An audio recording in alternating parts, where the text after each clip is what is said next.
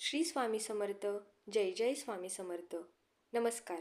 श्री स्वामी समर्थ कृपा या यूट्यूब चॅनलवर आपल्या सर्व स्वामी भक्तांचे स्वागत आहे. आता श्रावण महिना प्रारंभ होईल आणि श्रावण महिना म्हटलं की शिवभक्ती आलीच.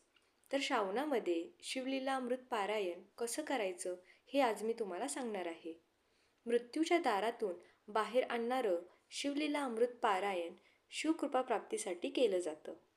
शिवलीला अमृत पारायण केल्याने आपल्या इच्छा आकांक्षा पूर्ण होतात, आपली संकटे दूर होतात. एवढंच नव्हे तर कर्जमुक्ती, संतती प्राप्ती, विवाह होण्यासाठी किंवा इच्छित वर प्राप्तीसाठी हे व्रत व पूजा केली जाते. तसेच शिवलीला अमृत पारायण केल्याने आजारातून मुक्तता मिळते. आता हे पारायण करताना मनात इच्छा धरून आपण या पारायणाला सुरुवात करू शकतो. हे पारायण आपल्याला सुरू करायचं असेल तर त्याला काही नियम, अटी व ते कधी सुरू करायचं आहे हे आज मी तुम्हाला सांगणार आहे. शिवलीला अमृत पारायण तुम्ही सोमवारी सुरू करू शकता. तसेच कोणत्याही महिन्यात तुम्ही करू शकता. पण श्रावण महिन्यात शिवभक्तीसाठी खूप महत्त्वाचं आहे, म्हणून श्रावण महिन्यातील पारायण खूप फलदायी ठरतं. आता श्रावण महिना आला आहे तर तुम्ही पहिला श्रावण सोमवारपासून सुरू करू शकता. जर पहिला सोमवार नाही जमलं तर श्रावण महिन्यातील कोणत्याही सोमवारी तुम्ही करू शकता.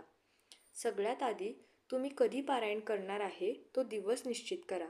त्या दिवशी सकाळी आवरून महादेवाच्या मंदिरात जाऊन महादेवाच्या पिंडीला फुले, बेलपत्र, अभिषेक करा व प्रार्थना करा की माझं पारायण निर्विघ्न पूर्ण होऊ दे आणि माझी मनोकामना पूर्ण करा आणि गोडाचा नैवेद्य दाखवावा.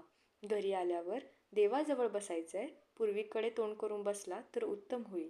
आता सर्वप्रथम संकल्प करा की आपण हे पारायण कोणत्या इच्छेसाठी करत आहोत. आपल्याला हे पारायण 7 दिवसाचं करायचं आहे. आता शिवलीला अमृतामध्ये एकूण 15 अध्याय आहेत.